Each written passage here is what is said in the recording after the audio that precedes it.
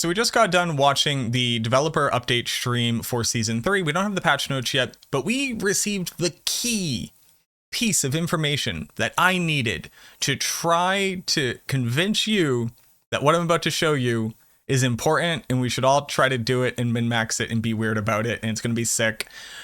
But let me start with the context, because I gotta tease you a little bit, and I gotta rope you back in. But this is something that I wanted people to experiment with in Season 1 when the Malignant Hearts were being added. And sadly, there wasn't enough support at that time. But now, with Season 3, in the addition of our cute little robot, I think I finally have the keystone to do something truly ridiculous.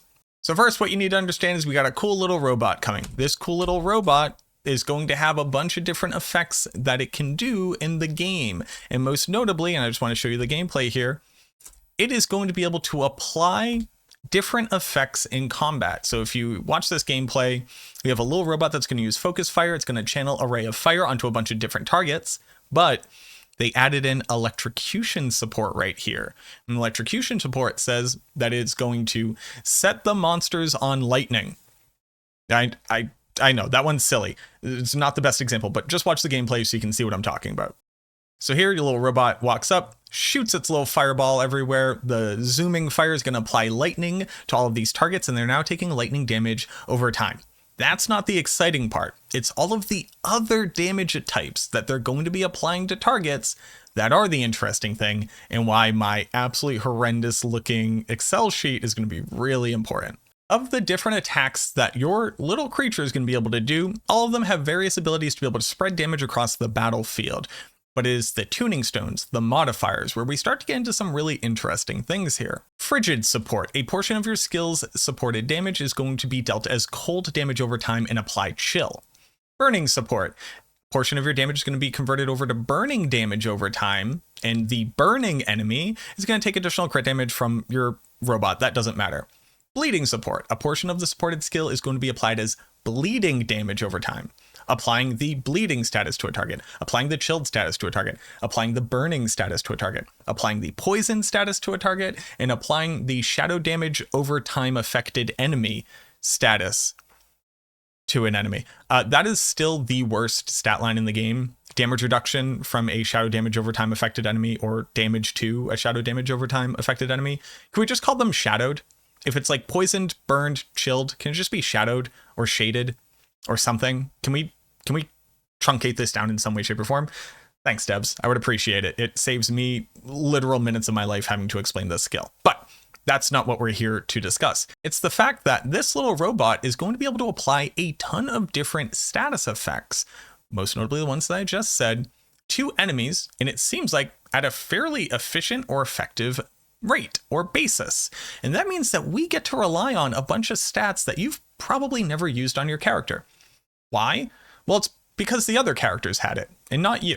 And the last little key component here is that we need to go talk to Luke Garin. Who's Luke Garin? Luke Garin is actually Sean White, class designer for Blizzard Entertainment for Diablo 4. Most notably, he was just recently in a PC Gamer exclusive interview, and he clarified something very important about our Seneschal constructs.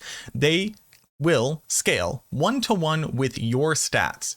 Your attack rating is their attack rating. I don't know what attack rating means. There's no attack rating in Diablo 4. There was in Diablo 2, so I assume that one's just a typo. But your crit is their crit. Have at it. Okay. So if our little robots are going to be able to apply damage over time effects that apply chill and burning and poisoned and bleeding, as well as shadowed, and they're going to scale with our stats, this opens up a lot of very interesting things. And that's going to bring us to my absolutely ridiculous little stat sheet here. What are you looking at? You are currently looking at affixes, which are only available to the Barbarian on pieces of gear that other characters can wear. Let's start with a really easy example here. On your chest piece for the Barbarian, you could get damage reduction from bleeding enemies. And because it's a niche damage reduction type, and I can just bring it up here in the character planner for you, but because it's a niche damage reduction type, you can typically roll much higher values than plain damage reduction. So let me just go ahead and show you that. Plain damage reduction allows you to get 7.3 damage reduction, and then if you fully upgrade it, get you up to a whopping 10.7. But Damage reduction from a bleeding target at 5 ranks is going to get you 17.4% damage reduction, a significant increase in total damage reduction application here. Now, why is that important? Why do you care about that? Why do I think that you should care about that? Well, there's nothing stopping me from taking this armor right here, and let's say this is what it rolled with, right? Let's say it rolled with these 3 stats. It rolled with armor, damage reduction, then damage reduction from a bleeding target. And then I go put it on my Necromancer and I enchant it there. What do I get to add to this? Damage reduction from shadow damage over time affected targets. So all of a sudden I have an armor with 3 high value, high uptime, and effective damage reduction. If it's damage reduction from close, the moment you get out of that proximity, you're just getting one shot by corpse bows. If it's damage reduction from distant, the moment that the monster closes the gap, you're getting hit with no damage reduction on your character. But what if you're a bleed barbarian and you put a little seneschal robot and all of a sudden you have them apply shadow damage over time to the target? Now you effectively have 100% uptime both on your bleeding status and shadow damage, so that you are getting a huge amount of effective uptime on your damage reduction stats. And it doesn't stop there. Hey, you got a big old 2-handed sword, and one of the affixes that you can get on your big old 2-handed sword is damage to bleeding enemies. Now, why would we care about a 2-handed sword on a barbarian getting damage to bleeding enemies? Like, who else even gets to use a 2-handed sword? Druid doesn't, rogue doesn't, sorceress doesn't. Oh, wait, a necromancer can. So if I'm a necromancer and I got my big old 2-handed sword here, let's go ahead and find the Kingslayer. Sure, why not? And I have my intelligence, and I have my all stats, and I have whatever, core skill damage. Let's say I don't have 100% uptime on crit chance. I don't have 100% uptime on vulnerable damage. I'm not always going to be close to the target. I'm not always going to be distant. I don't do crowd control, like whatever the series of events that lead you to this realization is. But hey, if my little robot can apply bleeding damage to the target all of the time, I take my 2-handed sword over to my barbarian, and I have to remake it here because they have different gear. Nope, here it is, great. And then I add on my bleeding damage. I go ahead and upgrade this. And now all of a sudden I can rely on having this large amount of niche damage, which typically rolls higher than some other values, with a near 100% uptime, because my little robot is going to be applying bleeding to this target all of the time. Now, I don't necessarily think that the additive damage types are necessarily the most interesting interaction here. It's definitely the damage reduction ones. Don't get it twisted. Also, there are some really interesting stats when you go look at the classes, and I just want to point out a couple of them. But this does then retroactively go back to buff my little robot guy. So here we're going to see a little robot shoot out just an absolute metric ton of lightning bolts into targets, looking like a lightning fury Javazon from Diablo 2. Well, what if I really wanted to buff up my lightning damage of my little robot, but I'm a sad little necromancer? If I were to look at this ring, I can't get lightning damage on my ring. I can't find that stat. Oh man, I want to be able to like empower my robot. Maybe I want to make an actual good minion build, RIP to Necromancer skeletons. But how am I going to buff it? Well, why don't you hop over to the Druid? That's right, you hop over to the Druid, and when we go look up lightning over here, not only do we have lightning skill damage, but we also have lightning crit damage as well. So if I were to actually find this ring on a Druid with 2 good stats on it, the lightning and then lightning with crit, and then let's say it had something else on here, just like critical strike damage itself or critical strike chance. Well, I can bring that back over to my Necromancer, and then over here I can roll for maximum essence or whatever the other stat that I want is. And all of a sudden I have a ring that's going to help me to drastically empower my little robot and maybe having some relevant stats for myself as well. They gain our crit chance, boom, I can give them my crit chance as well. So that's where I think it gets kind of interesting. The damage reduction is definitely the most powerful. Being able to retroactively buff the robot itself is also pretty cool. But then I just went through and looked at all the stats like I alluded to, and I just want to point out some stuff that I don't see really anybody talking about. And if this never ends up being part of any meta, I will eat a hat. But since I just talked about a potential infinite future where it never happens, I guess I'm always in the clear here. But have you ever looked at the rogue and like how many nutty different stats there are in the rogue that only the rogue gets? Well, let's first look at attack speed after dodging an attack. That makes sense, right? Rogues are really dodgy. They get to dodge stuff a whole bunch. What about damage after dodging an attack? It turns out anybody in the game can dodge. So if I'm on my Necromancer and I got my little boots here and I go ahead and I toss on some dodge, I have dodge chance against distant enemies and plain dodge chance. I like to use dodge chance against distant enemies just as like a fail safe as opposed to damage reduction from distant, because I like to stack on like relevant damage reductions and just kind of hope to dodge stuff instead. But whether it's getting just plain dodge on like both your boots and your pants, just getting you about 17% or 17.2% chance to dodge here, or if you're to go for more specific dodge types, like dodge chance against close enemies being 12.6, and then dodge against distant being your 15.3, meaning on average you have about like a 14% chance to dodge incoming damage, as long as the average monster is either close or far from you at any given time. I think that there is some universe, eventually, depending on how they continue to support dodge, where all of a sudden we're going over to the rogue here, and getting these attack speed and damage bonuses after dodging so that we can literally benefit from increasing our survivability by directly increasing our damage output too. But it's not just that. That's not the only absolutely like ridiculous stat that they have in this game. They also gain access to damage to poisoned, that makes sense, damage to frozen, damage to chilled, and damage to dazed. They're the only one who gets damage to dazed. I don't even know what effects in this game daze monsters. Fists of Fate give you a chance to daze a monster based off of lucky hit. But that damage to chilled and damage to frozen are two stats that you would really like to see on probably the memeiest Necromancer build that currently exists in the game and isn't good enough. But every season we give it a shot, and sadly it's not good. But I'm of course talking about Bloodless Scream Necromancer. So Bloodless Scream is a ridiculous item. It gives you damage to chilled enemies. It gives you darkness skill damage and cold resistance. And then it says that your darkness skills can chill enemies, and that you will deal increased damage against frozen enemies, and that you also generate additional essence against frozen enemies. And the reason why this item is so bad is because there's no way to really like scale damage based off of the monster being cold in any significant way, or chilled even. But rogues, man, you can go get damage to frozen enemies and damage to chilled enemies, which I think you'd actually only have to get chilled, because once you apply frozen, I think you can apply chill again, so you don't really have to worry about that.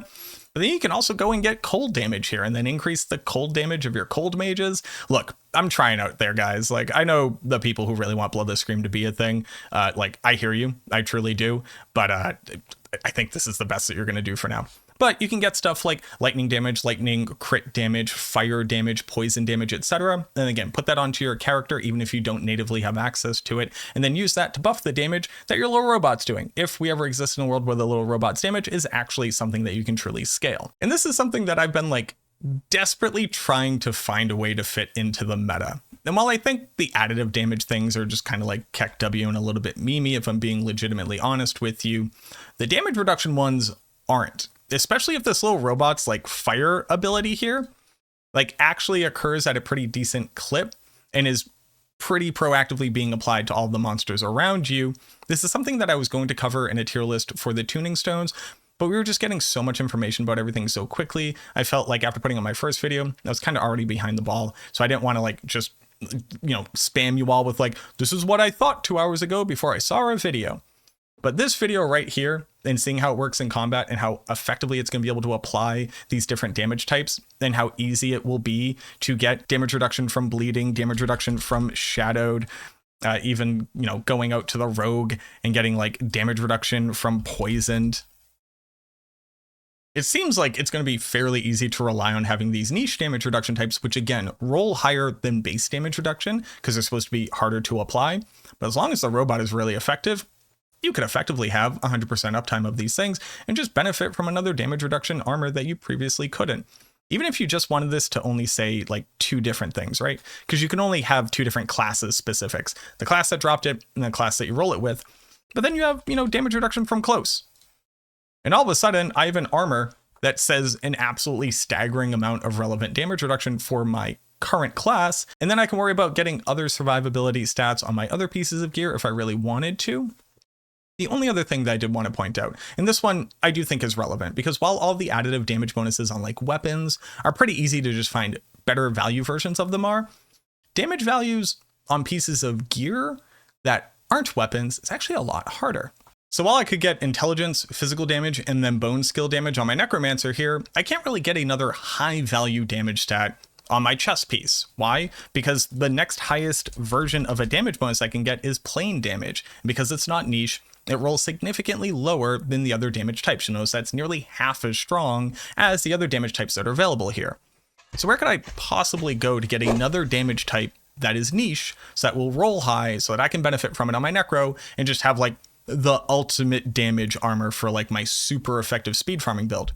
Something that might be very relevant in the gauntlet that looks like it's a timer about how fast you can absolutely slaughter monsters that we should be able to easily move through, considering they look like they were level 124, so not even a tier 100 Nightmare Dungeon level of scaling. Well, we'd have to go only so far as to go look at the Barbarian. The Barbarian has a very interesting set of damage stats that only it can get on its armor, most notably overpowered damage with two-handed bludgeoning, damage with two-handed bludgeoning, and then damage with two-handed slashing. Now, of course, the Barbarian's supposed to get these things because these are weapon types that only it typically gains access to. But oddly enough, when I put my two-handed slashing weapon, my two-handed sword on my Necromancer, I would also gain the benefits of this additive damage source. And yes, this is true. I tested it all the way back in Season 1. You won't see it in your character sheet because the Necromancer isn't coded to be able to have two-handed slashing damage because it's not one of the affixes in its pool. But if I wanted to have a third niche high roll damage additive source on my armor, I can go over to my Barbarian, get two-handed slashing, walk back over, use a big two-handed sword, and then go bone spear things into oblivion. That one's less memey. I think that one's just like legit fire, and I won't be surprised if somebody else ends up doing that. But most notably, what I wanted to do is further educate on the opportunities that are currently available for you in this game as far as weird min-maxing for the Enchantress and being able to roll gear and using different classes to be able to get niche stats to put them together to elicit some kind of effect that you otherwise typically couldn't. And I'm hoping that with the introduction of this little robot pal, we'll be able to really explore this in the season. So whether you're looking for a better damage reduction stat that you typically can't find, or looking to max out your damage potential on a build that doesn't care about survivability and is just looking to get the fastest clear speed possible, consider checking out this little stat list that I have here. I'll have it linked down below just so you can go ahead and take a look at it. As well, just go check it out yourself. Go mess around in the D4 planner, see the different types of combinations that you can.